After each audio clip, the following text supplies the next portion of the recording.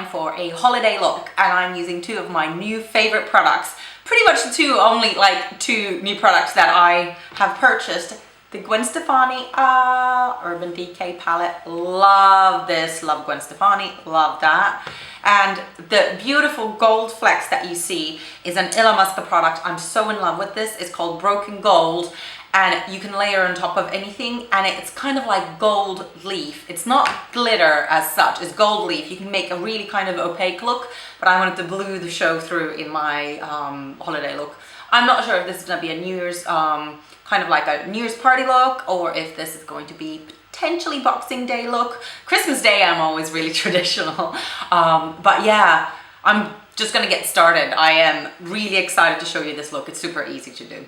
Going straight into the eyes with MAC's Pure Creation Paint Pot and 252 brush. I'm not using an eye primer because this really acts as an eye primer, and I'm putting the blue really quite liberally all over the moving part of the eyelid. And same on the other side, of course. I love this Illamasqua eye blender brush because it's synthetic, so it's excellent for blending kind of cream shadows. I just want to soften the edges before the paint pot has time to set. I'm going to line my eyes a few times, but I'm going to start with the Milani Liquid Eye in blue, and I am doing kind of lower lash line about halfway in, I guess, and then just smudging it. You really don't have to be precise. This is kind of like just a foundation, so just smudge it into the lash line. I'm kind of like dotting it and working it into the lashes. Really no need to be precise with this. Then finally going into the Gwen palette, I am going to be obviously using the blue Danger, and I'm using a MAC, and the number has worn off. I'll check it for you. It's a smaller version of the 252, and I am going to pat the color on. I'm really packing it on.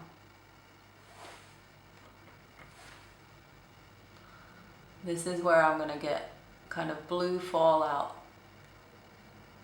under my eyes and top of my cheekbone, so I don't want to start kind of with my foundation with kind of bright or dark colors. Then I don't have to be so precise. I'm just going to keep using the same brush, and I'm going to go under my lash line. I guess I would say 2/3 of the way in now, so just a little bit further than I went with the liner. I'm using the same Illamasqua brush to blend once again. Lots of blending. Then I'm taking Blackout, so a pure black, and my Inglot 10S brush. You could use a pencil kind of brush for this as well. And I'm going to do outer V and kind of like pull it into the eye as well. Illamasqua Gel liner and my bent Smashbox eyeliner, and I'm going to line my eye for the second time. I'm being a little bit more precise this time, but again, because the blue is so dark, I'm not that fussed if it's perfect, the line.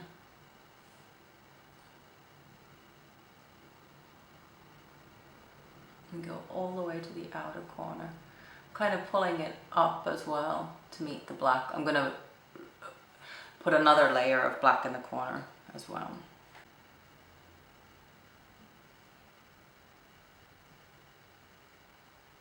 MAC 214, one of my favorite brushes, still using the Blackout, and I'm patting more black, and I'm also going just under as well. Make sure that that outer corner is really kind of really covered in black. So the idea is you can see a little bit of kind of like the lift in the outer corner, but not too much. So adjust it to your eye shape, whether you have hooded lids, monolids, whichever kind of eye, just make sure that you can see a little bit kind of lifted up in the corner. Then I'm taking 1987, ooh, finger going the wrong way. Then I'm taking 1987, which is like a light brown and a MAC 217, and I am blending that edge out super well. So keep blending it and blending it. For me, this is really important when you're doing a brightly colored eye because it makes it more wearable. I personally don't like when the blue kind of meets the skin and kind of does a green transition. Some people like it, so obviously up to you. I had to clean up a little bit under my eyes with Bioderma because I just couldn't take it anymore. I'm using a bit of Rimmel Wake Me Up mascara. Don't have an opinion on this yet. This is I think the second time I'm using it.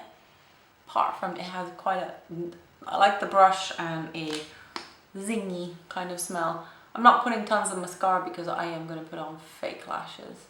So just I'm also not curling them because my natural eyelash curl kind of matches the lashes that I'm going to put on.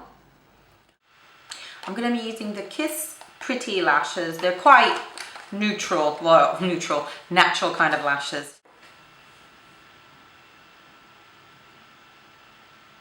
So I tend to put the middle on first, inside corner, and then outside corner.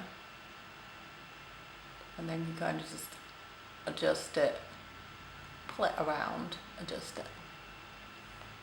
So I put the middle on first, then I move to the inner corner, and don't panic if it doesn't go in the right place the first time. You can adjust it. And then this is just the way that I do it. I put the outer corner in last and just keep pushing the lashes into the lash line.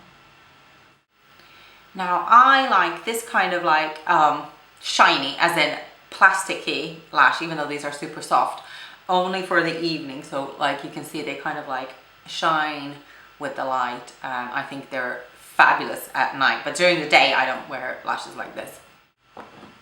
I'm using two primers, the Illamasqua, what is this called? Hydra Veil and Radiance Veil. Hydra Veil is one of my all-time favorite primers, and I am going to, this is one of the only primers that I actually use a brush for. I'm doing my whole face with the Hydra Veil because I just love how it looks with their UD Skinbase foundation. But I just recently got the Radiance Veil. Ooh, it's very radiant. And I'm going to use that kind of tops of my cheeks. Might even blend it with the foundation, like to do another layer. Sun's coming out, so the lighting might change, we'll see.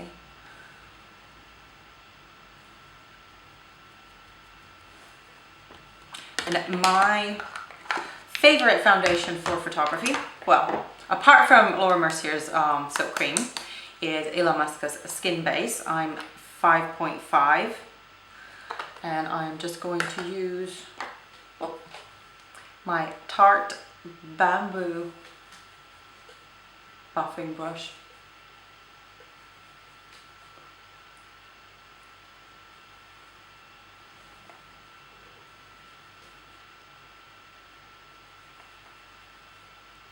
I'm just using a slightly smaller brush. This is Real Techniques setting brush, and adding a little bit more because shock horror, I'm not using a separate under eye concealer. When I use this, I tend to use this as an under eye concealer as well. I absolutely love it for that job. This is so light, but it covers so well. I also go over any areas with the smaller brush where I have pimples.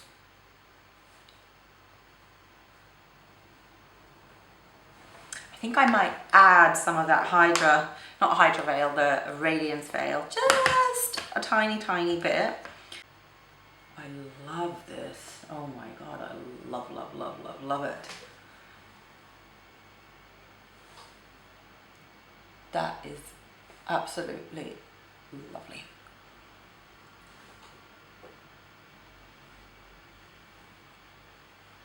Maybe a little bit above the brow too. I'm going to use a little bit of MAC Mineralize. I recently rediscovered this, and Louise Young 06 brush, because I want to keep myself kind of like glowy, not too powdery, and I'm only using it a tiny bit anyways.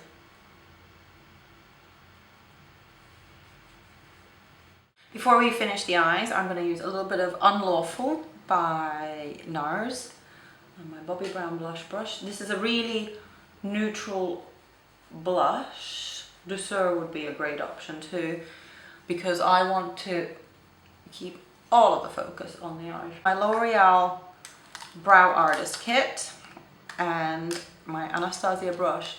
I'm going to brush my brows down. I'm rushing because I really want to get into the gold stuff, and I'm going to use the waxy side. What color do I have? I'm not sure. This is quite dark actually. I don't know which color I have. And I'm just doing the top line of my brows, and then I am brushing them up with the wax. If I use both of the sides, my brows really get super dark, and I don't want that right now.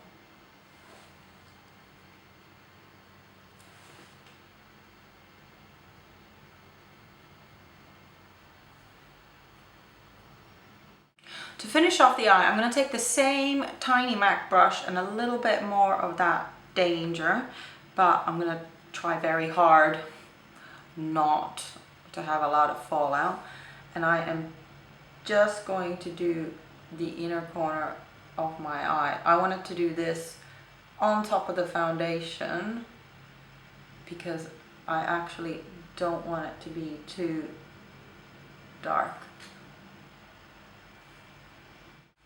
Another clean 217 and just blending out that inner corner.